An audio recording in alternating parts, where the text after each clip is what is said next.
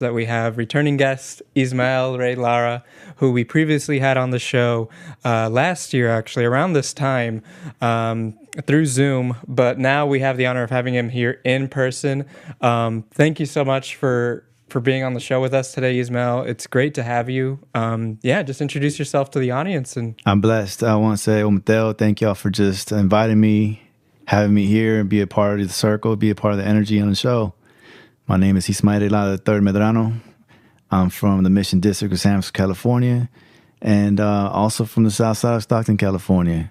And I say that because I'm proud of my heritage. I'm proud of my people. I'm proud to bloom beauty and brilliance from areas in which racist policies are created to prevent us from doing so. And in spite of all that ugliness, we bloom. That's beautiful. I mean, very well said. I also wanted to just shout out to every South American country who has received independence. I know today is Mexican Independence Day, and both Ismael and I are actually from Mexico, so shout out to all the Mexicans. But Annalie is actually from Guatemala, and they had their Independence Day yesterday. Some of you here in Marin might have seen all the cars that were honking and doing like a big car parade basically was going on yesterday, which is awesome to see. Do you have any shout outs to give? Oh yeah, for everybody. I mean, the map divides us sometimes, but we're all one people at the end of the day. You know what I'm saying? We all speak the same language. and even if there's variations of the Spanish and or indigenous languages and dialects, is that I just want to say to everybody that identifies, whether you call yourself Latinx or Chicanx or Chicano, Latino, Afro-Latino, Afro-Latinx, you know what I'm saying? Yeah. There's all these terms, right? And so I just want to say que siempre hay que ser orgulloso de donde venimos y para dónde vamos a estar. Depende de todo, de lo que está en nuestros corazones. Do you want to say in English? If I can remember, yeah. I just want to say, I just want to give a shout out to everybody's independence, and that we need to fight continuously to really, truly uphold that meaning of independence for all folks in Latin America. Yeah, no, totally. And just so everyone's aware, Ismael, we have been playing his music for the past whole year really on Tay Radio. So he is also a musician, he's a rapper, and we're it's so crazy to us to just have you in the studio now, because we've been listening to your music like every single show. So yes, this is Ismael Lara, who has made Pa Adelante, Walking Stars, and his EP is on Spotify, so go check it out. Definitely a great way to celebrate who you are. And just moving on, before we delve into more about your life, Ismael, I wanted to ask actually the both of you, what is your favorite Hispanic dish? Do you want to go first? Okay. Honestly, I'm not really good with cheese, but I would eat pupusas. Oh, pupusas is a great choice. Yeah. I mean, what do you like about pupusas so much? I don't know. It's just like the tortilla and the cheese and the cabbage, that dish. Yeah, just putting everything on. Yeah, and the sauce. It's just good. Yeah, for those people who might not know, a pupusa is basically kind of like, I've heard it described as the Salvadorian quesadilla. Yeah. But it's basically like, it's very different from a quesadilla, I would say. But it's more like a gordita, which is kind of, I would say, the Mexican equivalent to it. But it's basically like a whole like tortilla circle. It's like a tortilla circle with a bunch of meat or cheese or beans. Like you could do a whole bunch of things. Yeah. And usually, like Annalie was saying, it's served with some like sauce and some cabbage, some like mixed cabbage that you just put on top, and it's really, really good. But how about you, Ismael? You're going to put me in a hot seat. What'd you say? Off the top of my head, I'm probably going to say, because mole. I love mole. Oh my God. My wife makes amazing mole. You took mine. I feel like every Mexican person that I've ever met has always said that mole is their favorite dish. Like, I have to agree, it's good. It's like, have you had mole before, Annalie? I'm vegetarian. Oh, that's right. Oh, well, you can eat mole with, there's like as an enchilada. So you could put it with like a cheese enchilada and eat it that way. What is a mole? If you guys can explain to the audience. So mole is just like it's like a sauce. Yeah, it's a sauce that's made out of using chocolate. Yeah, it could. Yeah, it could use chocolate and then like a whole bunch of spices. I don't know the exact origin of where part of Mexico it originated from. I don't either. But it's just really good. And I highly recommend just trying it out. Just the sauce by itself is really good. Think my mom has done it like vegetarian way with chocolate. Yeah. Yeah, it's interesting because it doesn't actually taste like chocolate. Like you can kind of, it's like sweet, but it's also super spicy. And it just goes on like anything. Like you can make whatever with it. But yeah. There's just different ways to make it, right? Some people like that chocolatey taste, some people don't. And so, yeah. All right. Well, those are some great choices. Like I said, mine is definitely mole as well. It's just so good. If you haven't tried mole, you're missing out. You got to try it out. But moving on, Ismael, I wanted to ask you. So, what do you do? What have you learned? So, you're a professor, right? Currently, you're a professor at College of Marin. And are you still at San Francisco State? San Francisco State, City College of San Francisco, sometimes Merritt as well. Oh, Merritt College too. Oh, wow. So, okay, great. And could you just describe to us a little more about like your journey becoming a professor? Like what made you want to become a professor? Oh, wow. Yeah. That's a great question. I feel that when I was in high school, I had a lot of low self-esteem, and I just kept to myself. But it was the literature courses and history classes that I enjoyed the most. And I would say that the interest in learning about my culture came from learning about African American literature and history first. Oh, wow. And so some of my heroes have, for a long time, been people like Frederick Douglass and Harriet Tubman. And so learning about African American heroes and the abolitionist movement, I was like, well, you know what? This is amazing. This is dope. So where are the folks that look like me? And it wasn't until community college that I was in the Puente program at San Joaquin Delta College in the early 2000s. And I got to learn about the beginning intro into Chicano studies. And so I was like, for me, I felt empowered through reading, through the literature, through the history, through learning about my culture, to learn about the complexities of my culture, and to embracing my European history, heritage. Yeah. Also my indigeneity. And I identify more with my indigeneity. And also in my classes, I do my best to talk about what does independence truly mean? Does everyone have it? And so from that perspective, I'm not saying that all Mexican folk have African heritage, but many people do. Many of us do, right? And so we have to acknowledge that there's racist policies created to prevent specific groups of folks from social mobility. Could you, so you've mentioned this before, but could you go into a little bit more detail about what these racist policies are, or what you mean exactly by racist policies? Yeah. And so in my courses, we talk about definitions week one. And so week one, we're like, well, definitions matter because if we don't define, for instance, racism, then we're all going to use this word in a different way with a different meaning, and we're not going to be able to communicate. And so racism, per Dr. Eduardo Bonilla Silva, who's a professor of sociology, I believe he's the chair at the sociology department at Duke University, he defines it as institutionalized and or systemic. Yeah. In addition to that, building off of Dr. Kendi's work on his book, How to Be an Anti-Racist, he emphasizes that it's racist policies. And so in my class, we break it down into two extreme forms. We have the overt, which is in your face, is visible. Most people tend to say that, for instance, only the KKK is racist, right? Only Burning Cross is racist, or racial slurs. Yeah. Then we got the covert racism that's more hidden, It's not easy to see. It's oftentimes disguised, camouflaged, and oftentimes it's in policies.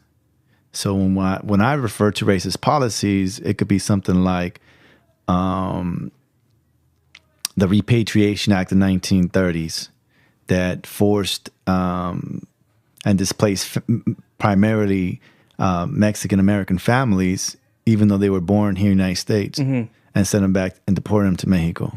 Wow. Another one could be the Chinese Exclusion Act of 1882, an act that excluded Chinese people for 60 years.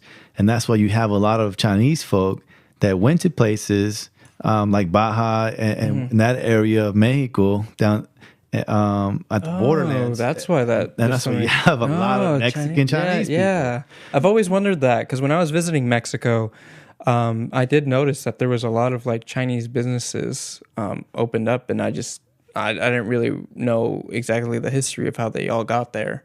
That could be one perspective. Yeah. I mean, in addition to your point, what we're highlighting here is that because of the Middle Passage, Atlantic enslavement as an institution, a lot of abducted, kidnapped African folk were forced and taken to Mexico, to the port in Veracruz. And that also leads to Black Mexicans. And then centuries later, two concrete examples that are coming to me as far as race policies is the Indian Removal Act of 1830 in the United States that forced and displaced Native Americans. And when we talk about specifically like a tribe like the Cherokee, it forced and the realization, the brutality of the Trail of Tears. In the same year, Mexico abolishes the institution of slavery. And a lot of Black folk seek refuge in Mexico because of that. And once again, you get more Black Mexican folk.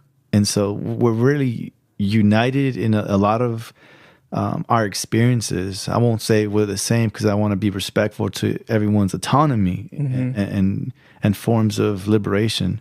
But I think that there's beauty in our differences for sure. And that's what I mean by racist policies. Yeah, I feel like there's like a lot of history, especially with race. And I totally agree with like how like it's not only whiteness that like causes racism. There's like Latinos who also are racist too. Color. And it's just, yeah, it's a lot of history. And going back to your work at school, how were you able to work in different schools and teach? How is that possible? Oh, I mean, it's possible because like our ancestors, we innovate out of necessity. It's not really a choice of mine. If I could give my younger self some game and wisdom, and there's a difference between those two things, is that I didn't know that, like, for instance, your BA and your MA, in my case, matters. So I have a bachelor's degree in Spanish literature from UC Merced. And then I have a master's degree in Chicano studies. Those two don't really connect or build off of one another. For instance, at COM, I have a history equivalency. So I had to take these meetings and prove that I understand the historical mainstream way of teaching history. Yeah. Because I have a master's in what could be under the umbrella of ethnic studies. Yeah. But if I would have had a BA in history and then my MA in Chicano studies, I could teach both. So that's the wisdom that I would like to offer folks that want to teach, is that, first of all, I think that if you can, go for the PhD. That just wasn't my destiny. And we could get into that later, but I'm good at where I am today because it's opening up different, like, creator just have a different plan for me. And I'm okay with that. But to answer your question, as an adjunct professor, I started out in East Bay at the Peralta Community Colleges. My first semester was at Berkeley City College. And then I met Dr. Siri Brown at Merritt College, and then Jason Seals. And then from there, I met the great Walter Turner, professor here at College of Marin. And that's how the ball just kind of started rolling in that way. And then I got introduced to the chair of race and resistance, San Francisco State, Jason Ferrer. Shout out to him. Shout out to Dr. Torres at City College. And it was like, as a professor, I'm just trying to do what I love, and get paid to do what I love so I could feed my family. And in the beginning, I didn't know that as an adjunct, your classes are not guaranteed. You get these little slip notes at the beginning of every semester that says your contract is terminated after this semester. Oh. And the first time I read that, I was like disheartened. I felt like, wow, like, am I going to be here or not? And so as far as economics that are real life, not knowing if you're going to have a class because it's going to get cut, because possibly there's not enough students and things of that nature, it's been stressful. So it's not by choice. It's more out of necessity. I would love to be full-time. Oh, okay. And what's the difference from Chicano and Hispanics, like history? Oh, man, that's a whole semester right there. Just to give you a quick breakdown, though, is that they have different meanings. For instance, when we talk about Hispanic, it refers to Spanish-speaking people, which excludes like a country like Brazil. And then Latinx is to be more gender inclusive, and that comes from Latino, and that would include a country like Brazil, because and other countries, even on the islands as well. And then you have Chicano, and all of these terms have complexities. There's scholars that are doing great research to pinpoint its origins and accurate meanings. For me, I identify as Chicano. I identify as indigenous. And can I ask, what is Chicano? Chicano is a term that was flipped in the 1960s during the Mexican American Civil Rights Movement, the Chicano movement, to retake back a word that was more of an insult, that meant something like, I'm paraphrasing here, something like quote unquote lower class Mexican people. And building off of that history and creating a subgroup as people of Mexican heritage living in the United States, they utilize the philosophy of self-determination to say, we're going to name ourselves and we're going to go with this term, Chicano. Oh, so it's like Mexican Americans? It's primarily made up of Mexican Americans. However, anyone that identifies with the Chicano philosophy and way of life can be a Chicana and Chicano. Yeah. For instance, a lot of folks in like Los Angeles, where there's a multitude of different razas and gentes from otros países in Latin America that may not necessarily be Mexican, but maybe they grew up in a Mexican barrio, a Mexican neighborhood, Mexican community.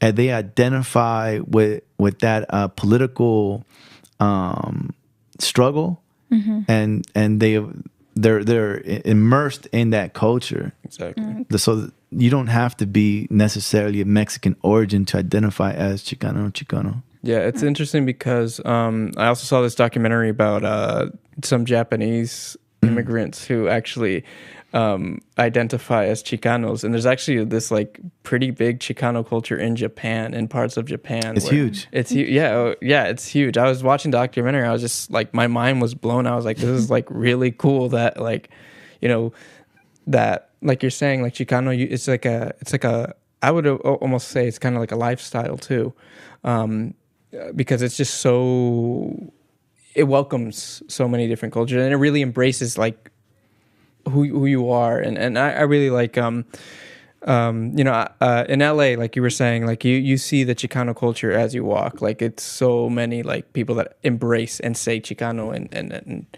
just to clarify, not every person of Mexican heritage identifies as Chicano. And so once again, when we're talking about what do these terms mean, right? They mean a multitude of things. Okay.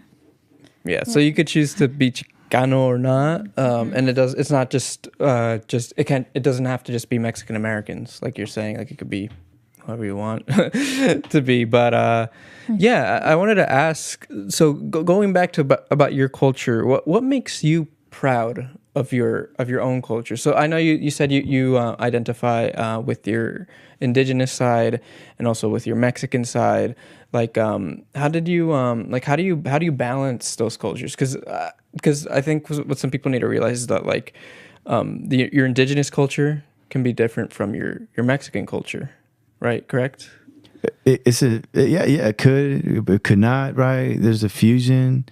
When we talk about like the colonial period, approximately like let's say 1521 to 1821, the independence that we're celebrating for Mexican folk today, right? From the Spanish crown, is that a lot of promises were made, and I'll take this moment to clarify it, is that the criollos that led that independence promised the indigenous people, the African people, the Black Mexicans, that this new country, Mexico, would be for them. Oh. That they would be included as well. Can you explain what's criollos? Creoles? Yeah. Creoles? So during the colonial period of New Spain, we have the colonization of indigenous people into converting them from their indigenous cultures and lifestyles into pretty much being like Europeans. So they built churches, Catholic churches, on top of indigenous ceremonial sites. They force them to speak Spanish, take their culture, their forms of institution, substitute the corn with wheat and things like that. And so, remind me real quick what the question was. What is Creole? And so the Peninsulares, people born in Spain, are at the very top of this racial hierarchy in the caste system. And below them is the criollos and criollas, people of Spanish heritage now born in the New Spain. And then you have the indigenous folk, and at the bottom of this racial hierarchy, you have African folk. And so when you look at this racial hierarchy in Latin America and its racial formations, it's based on phenotype, how you look, your skin color, and your ancestry. And so pseudoscience is created to say, this is why we justify the institution of enslavement, and some people have to be quote unquote slaves. I have a question. I know like each culture can be different, and for you, what is one of like expectations as a Latino in your family member? Yeah. So like in my family, like what is an expectation of me? Yeah. Or maybe we could even ask it this way: growing up, how were your role? What was your role in your family growing up? Okay. And now, how has that changed with your the family that you've now created, like your own family? I hear you. Okay. You know what I mean? Yeah. And so, we taking it deep. Yeah. But I'm a storyteller by nature, and my former students know that I often share my stories to center myself first, because it's hard to say, hey, what we're learning, I have replicated or reproduced at some point, and so I'll center myself. If you're not comfortable. No, I am just thinking real quick. Okay. So like, for instance, machismo, right? Or patriarchy. So patriarchy is a system designed to put men at the helm and governance of actually like a nation and the family.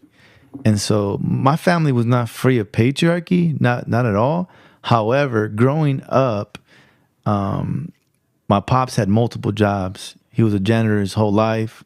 He serves on the executive board for the Justice for Janitors campaign at SEIU Local 87, 2 terms. When I was young, he had that job. He was a cook. He cleaned houses with my mom. Yeah. And that's a whole other story. But my point is that growing up, me and my 2 sisters, Elizabeth and Perla, shout out to them, we grew up doing the same thing. Like, if they swept, I swept. Everybody had to sweep. Everybody had to clean up after themselves, wash their own dishes, wash their own clothes, clean the toilet, clean the shower, sweep, mop, fold clothes. So when I hear stories, and I know they're true, right, about other folks and their households in particular, in this type of situation where maybe the young men don't ever have to lift a finger when it comes to what may be called as domestic work, right? Maybe they're with the pops, or we're not working in the backyard or doing something else physical, right? Yeah. But I had to do all that as well, and I'm thankful for that because I have 3 sons, and it's like, nah, homie, you're gonna wash dishes pretty soon. Yeah. Clothes, because we want to be able to build and create a community that's more inclusive and less hurtful to one another. And what I wanted to add is that I was actually, about a week ago, the Multicultural Center Marin hosted this meeting for different age groups and ethnicities to come together and share their concerns with the community here in San Rafael or in Marin in general. And I got to actually participate with our other host, Santi, and we were in this they put us in different circles, and we were in the circle that was all kind of like the youth. And one thing that was very common, so it was mostly Latinos that we were in that circle. And one thing that was coming up all the time is that they had to grow up so fast. Like there's a lot of like girls who already at like age 4 or 5, they already have to like be taking care of their little sister or something like that, or they have to like babysit their siblings because their parents are working like overtime or working just all these long hours, and it forces both the brother and a sister to have to grow up like really quickly. And that's how I had to go through it, right? I had to grow up really fast. Like I was already doing all these different things. And then as you grow up, a lot of people were mentioning that they just don't have free time to like do other things because they already kind of have this schedule that they follow. It's like they start working at a young age already. And I just wanted to add that to what you were saying, that I feel like there's a lot of Latin youth who just grow up and they're already like knowing all these different skills, which is great, but it also it creates like a lot of pressure, exactly. And having to deal with like landlords that are not fair or like discrimination, like it's tough growing up. And real quick, right? And how do those landlords get away with abusing rights and whatnot? It's possibly because of, once again, racist policies that protect them. And the mere fact that most Americans, including Latinos, have to work multiple jobs, I would say that is a form of a racist policy. I agree. Wages. Yeah, no, I totally agree. And growing up, did you learn Spanish at school or at home? I learned it at home, So I was one of those kids that I didn't grow up speaking like proper Castellano Mexicano, not at all. So I grew up speaking like very like slang Spanish growing up in the household. And my pops was kind of like my mom only speaks Spanish, and so like in the house we speak in Spanish. When you go outside, you can speak English, and so I grew up learning Spanish first. And do you do the same thing with your children? We try to. Shout out to my moms and my suegra, because they're the ones that really hold it down as far as like teaching my sons how to speak Spanish. And understanding like, we're Mexican, right? We're Mexican, we're indigenous. And although we don't speak Nahuatl or nothing like that, that's eventually a goal. That's awesome. Do you know Nahuatl? No. Oh. It's something that me and my wife have talked about. We've taken a few courses actually at Laney a few years ago, and it's a beautiful language, and it's something that we aspire to attain to learn at one point. All right, great. Well, I actually want to take a quick song break, and we're actually going to play Ismael's song with Ismael here in the studio, so that's super exciting. So we're going to go ahead and play my favorite song off the album, Pa Adelante. I mean, I just love that song, man. It's just so good. But yeah, we'll be playing this, and we'll be right back shortly.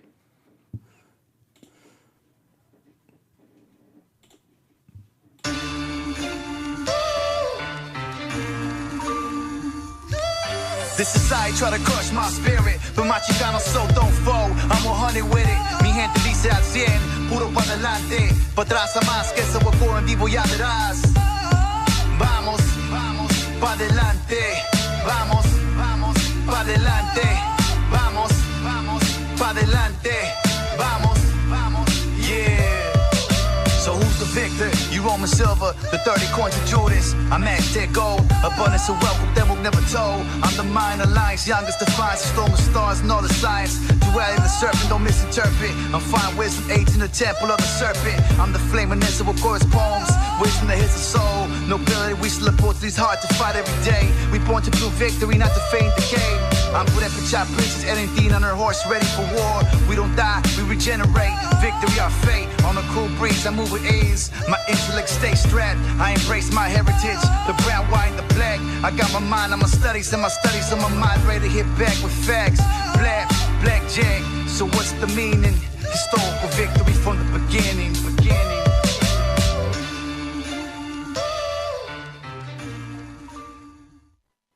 All right, and we are back. Annalise here, and just going to give a couple announcements. Yeah, for sure. Kimberly is working as an intern for Marin Office of Equity, and she just wanted to share like a little information of what she's doing right now. And it's the Marin Office of Equity has a participatory budgeting project, which is known as PB. And then PB is a citizen engagement process in which community members decide how to spend a portion of money. She has mentioned this before, and this budget of this year is $2.5 million. So it's a lot of money. And you can like write down like what you wanted, what would be like really nice to have a budget in this community. And it can be just like more music in your school, or let's say like a public park, and just like there's many different ideas that can help like public safety as well. But if you do have an idea and you would like to see how they're going to spend this money, you can DM us or message us on Instagram and Facebook at Tay Radio Marin, or you can comment on the comments on Facebook or Tay Radio Marin, and we'd love to hear your ideas. And that's it for me. Yeah, and I just wanted to also mention that the Presente program is accepting applications, and they will be closing next week. So if you would like, we're going to put in the comments the contact information for Diango Reyes. If you want to participate in Presente, it is a paid internship. Yeah, I also want to mention Presente is like a really good program. I've been in it, Kimberly and Santi has been in it. It's just like you learn about your culture and more about indigenous history. So it's really cool if you want to learn more about that. Yeah, or you could always message us for more information. Mm-hmm. I also wanted to mention that today, at 5 p.m., we are meeting up at the Picante restaurant in Canal, which is on Bellum and Windward Way, to march for justice for Mateo, because we still are demanding justice. This is still an issue that's going on here in Marin. And yeah, if you can make it, that'll be great. I'll be there.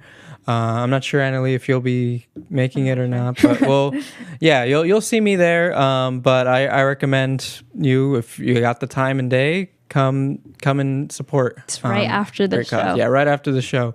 I think they're gonna meet up at 5, but they're gonna start marching at around 5:30. So you got some leeway. But yeah, did you have any shout outs you want to give out real quick, please. Ismael? Yeah, go for So it. real quick, I gotta get into my phone real quick. I want to shout out my beautiful Empress, Jackie Lara Jimenez, for winning the San Mateo District Golden Apple Award for her school, for being a great teacher. She's awesome. And shout out to Edward Montelongo and all the teachers, her colleagues that nominated her for this award. So I wanted to give her a shout out for her. Wow, congrats to your wife. Thank you. That's amazing. And that's also so awesome that both you and your wife are like teachers. Mm-hmm. That's so cool. But moving on, some of you may have seen the reel that we had made on our Instagram, actually with Ismael Lara, where he talked about the warrior in you philosophy. And you know, that video did a lot did really well. Like we got a lot of great positive comments from that. And for those who might not know, what is the warrior in you?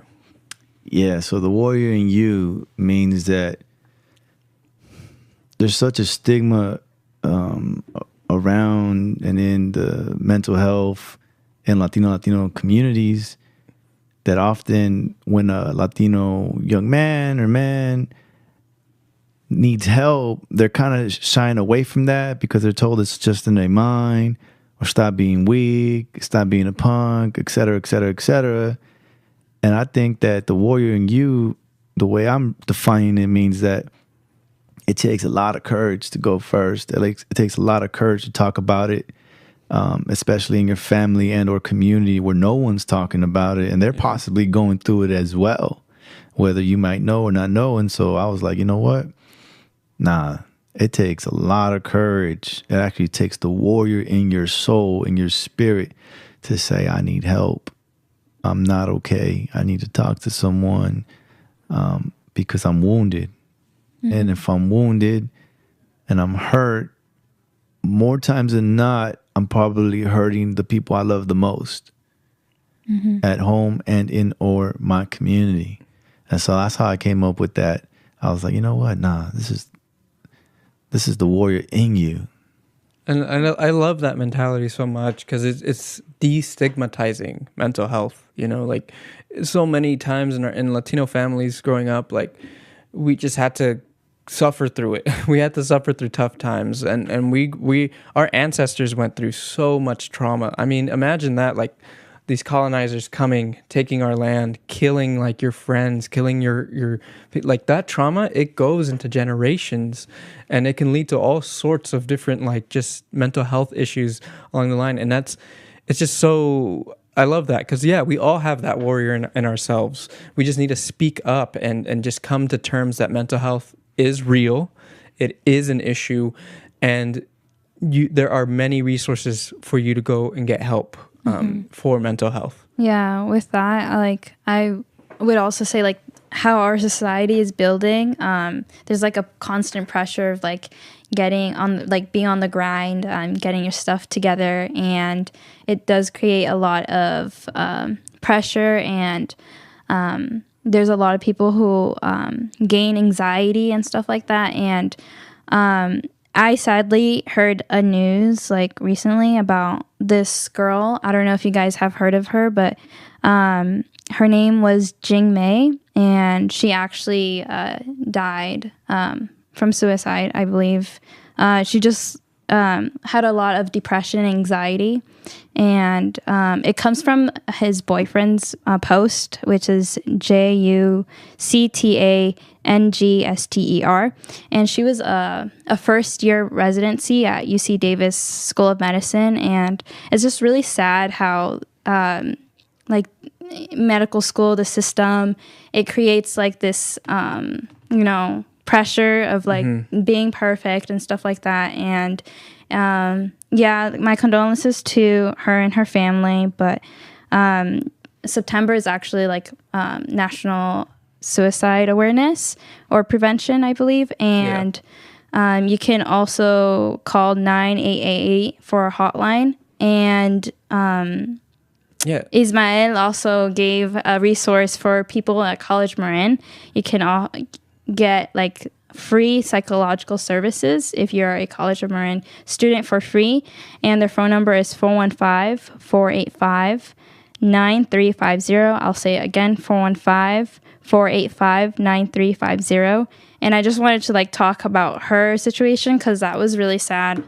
This past week I just saw it, and it's just, there's a lot of stuff that is going on, and I feel like that could have been prevented.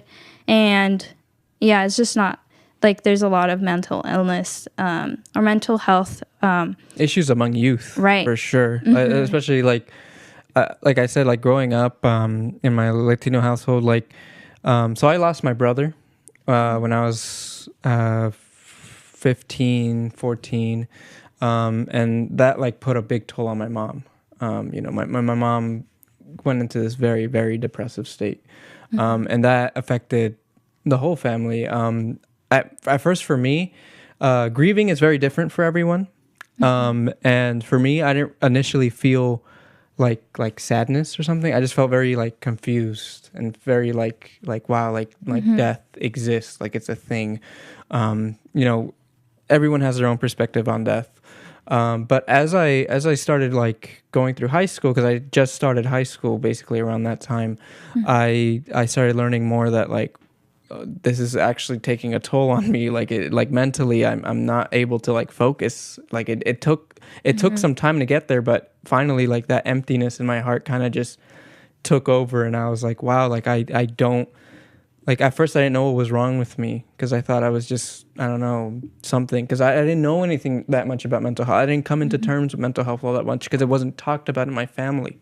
But, seeing my mom cry, like, every night and then seeing, like just her suffering, it screwed me up. And I had to go and get help because I don't know how I would have survived high school if I hadn't gone and got at least some therapy to help me out. And I just have to shout out, like, I am such a huge advocate for mental health because of that, because I know that there's so many different types of traumas in people as well.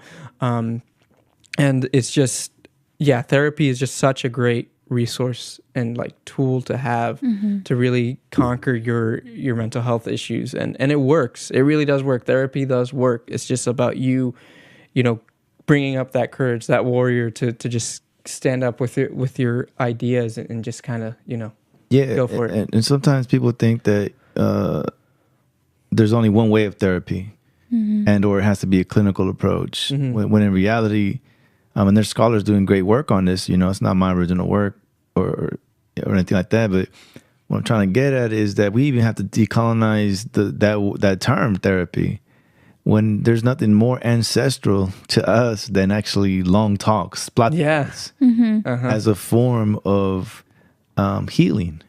So like when you mentioned that, I was like thinking of like drawing, how that can be a therapeutic, or music, or meditating.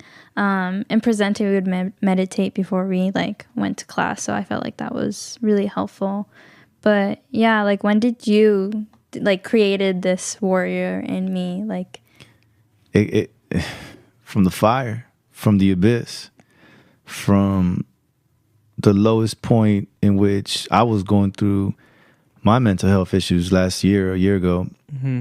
And I thought I was going to die. I was having health problems, stomach issues. I have to have a really strict diet in what I eat. And also battling that and dealing with my mental health as far as anxiety and depression at the same time was very tough for me. I had a complete breakdown, non-functional, to the point where I had to remind myself just to breathe.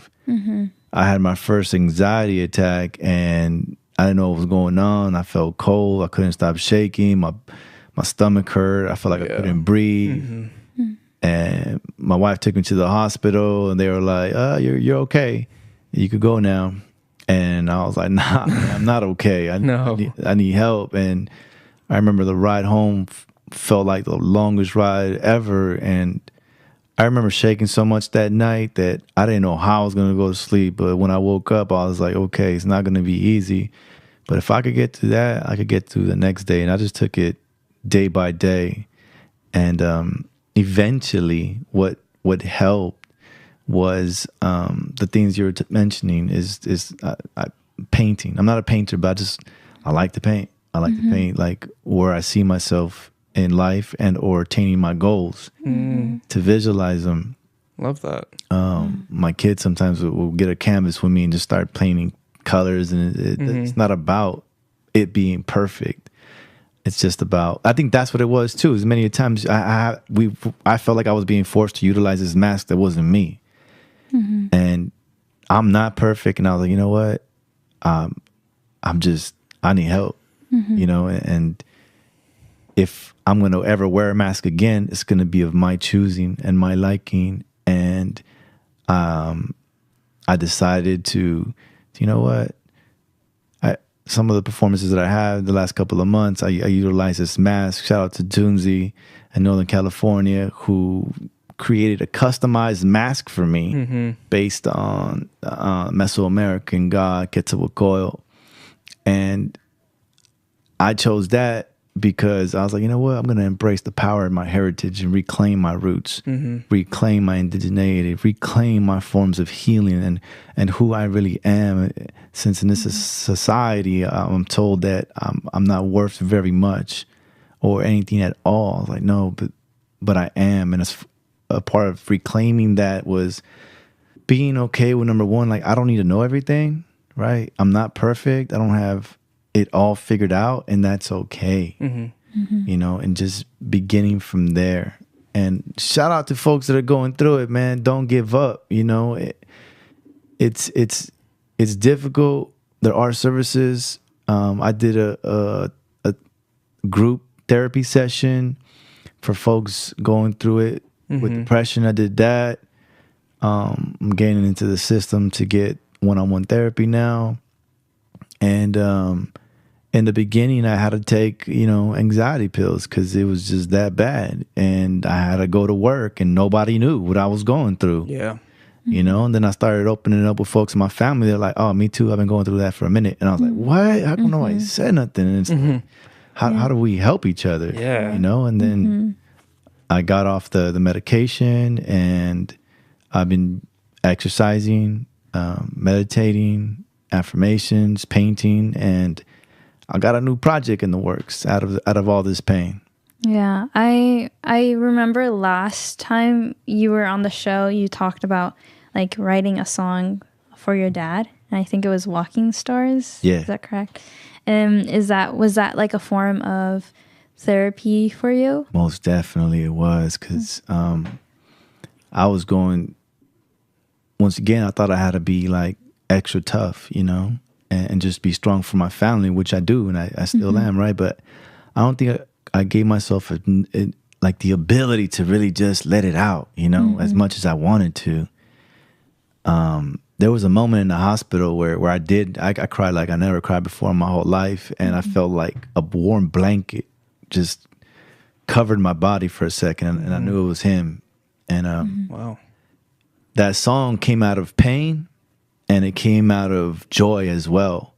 It came out of a realization like, you gave me all these jewels, meaning lessons on how to live life, how to be a man, a good man, and even from his mistakes, you know, not just what he did well. My pops wasn't perfect, but his smile and laughter was. And I think that his sacrifices, and I felt like if he could have just expressed to me how he really felt about me, right? Because me and him never said I love you to each other more than probably twice, 3 times in my whole life. That's sorry, I just have to add that's kind of like similar to the relationship I have with my dad currently. That makes me think a lot, actually. I didn't realize how many times I've actually told him that I love him. Like I've told my mother plenty of times that I love her, but yeah, that's interesting. So what are the stigmas, right? Yeah. Because family is an institution, right? So what are the stigmas that prevent us from being emotional and affectionate to one another? And so when I wrote that song, I was thinking about, well, how do I grow from this pain? And how do I give myself wings from this pain?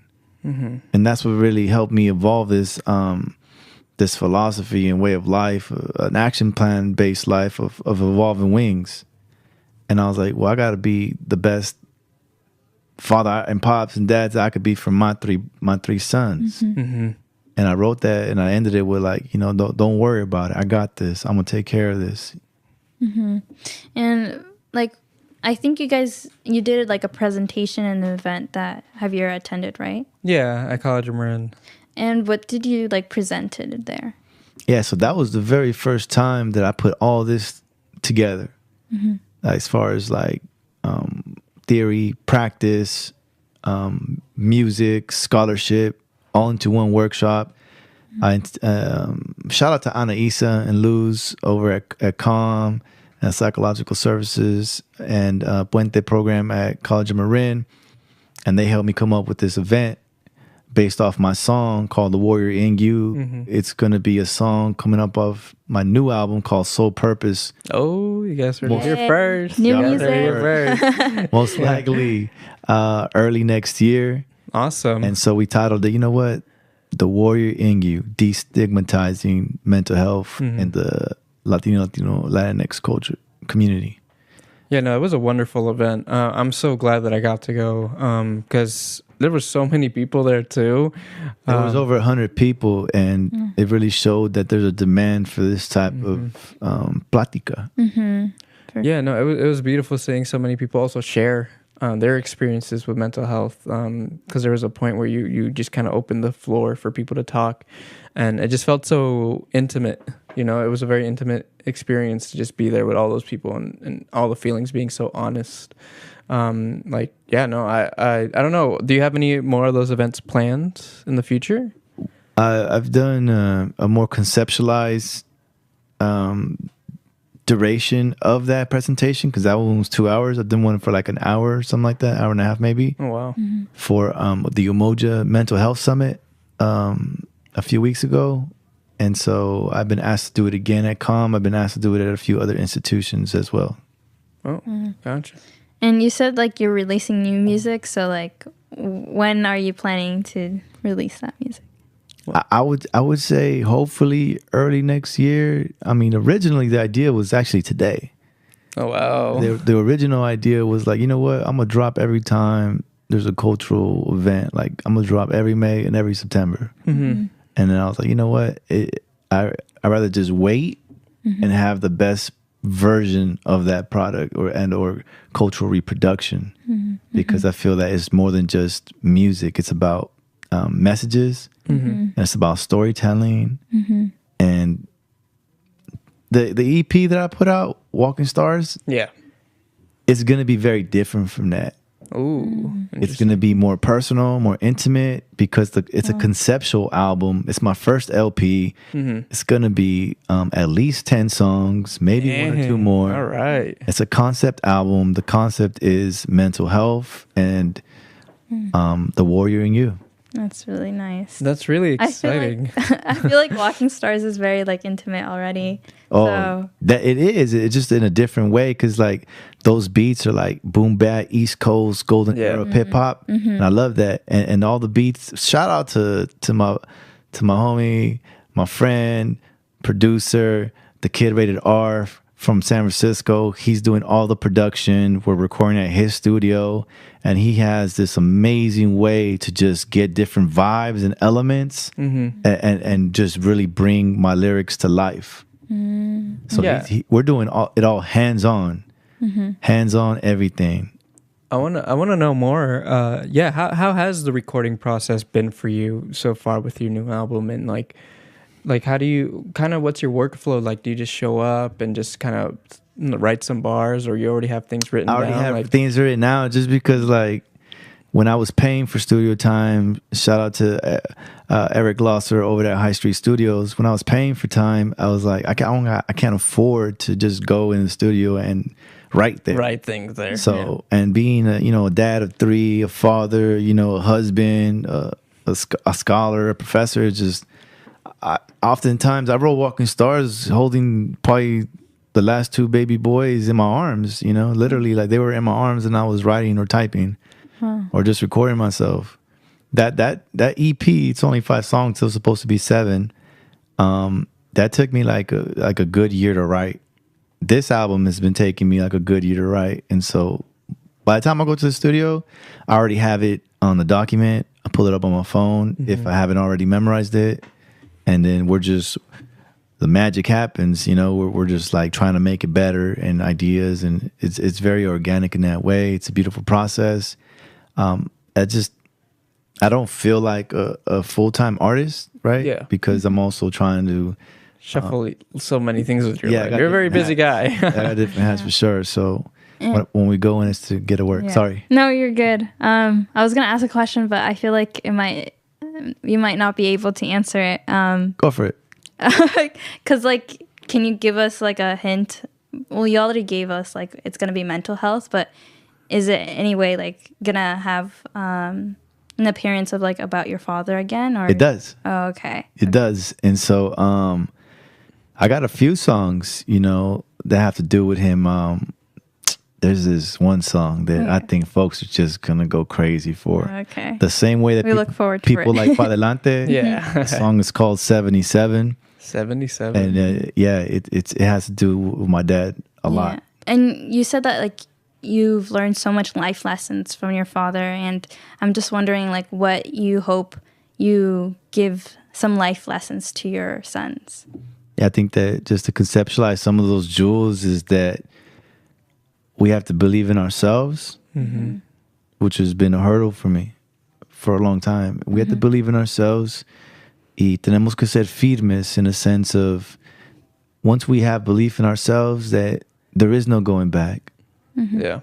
And we gotta go para adelante with it. No, we just gotta see it through. Exactly. And so I think that and giving palabra, giving your word, that's a very indigenous practice itself. It's like, you know, I'm gonna show up to this radio station at this time and I'm gonna be there, you know.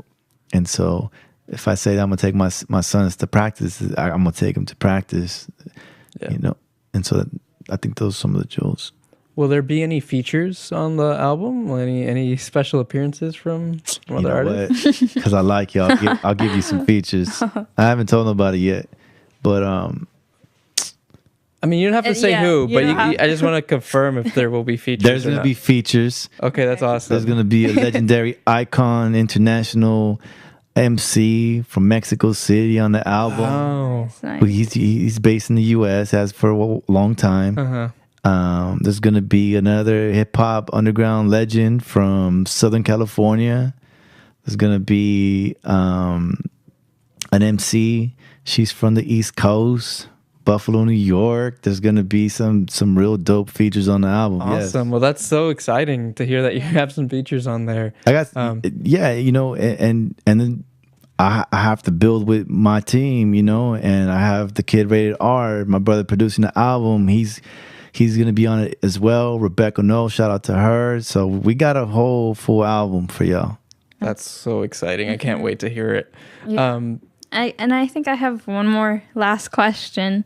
And what are you excited for the next generation of Latino? I'm glad you asked me that because I was supporting the youth in San Mateo High School earlier today, and they had a great celebration of heritage, of different countries, flags, and traditional songs.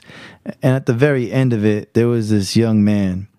His name is Angel Zamora Delgadillo. Shout out to him and his mom and dad, his folks that I met today. And he is super talented. He got on the guitar, did his thing, started singing. And I was like, wow, this is amazing.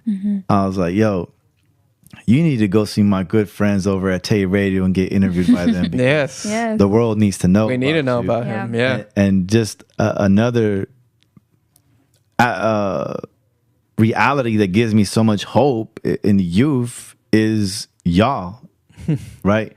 Creating this platform, putting in the work, creating this amazing studio, all the behind the scenes stuff that has to be prepped and worked into.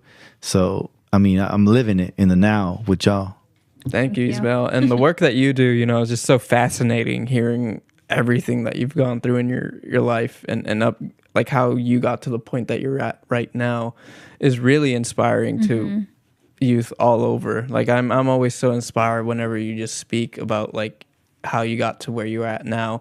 And I just wanted to thank you. Unfortunately, we're almost out of time here, but do you have any last words before we finish the show off? Follow your purpose. Figure out your purpose. Don't worry about money. Don't worry about materials. Just figure out what is your purpose. What makes you happy? What do you love to do? And then figure out a way to sustain yourself off of that, what you love to do, which is oftentimes your purpose. My purpose is to be a storyteller and through storytelling to educate. Awesome. Annalita, do you have anything else? I just want to say thank you for coming, and it's really nice to see like a role model help bring like destigmatize like mental health because we need a lot more people like like you. But thank you so much, Ismael. We hope to have you on the show again in the future. Maybe when your new album drops, it'll be cool to have you here and Most just have that music played here live. But thank you again for your time, Ismael. That's all from us. But we'll catch you all next week, and have a great weekend.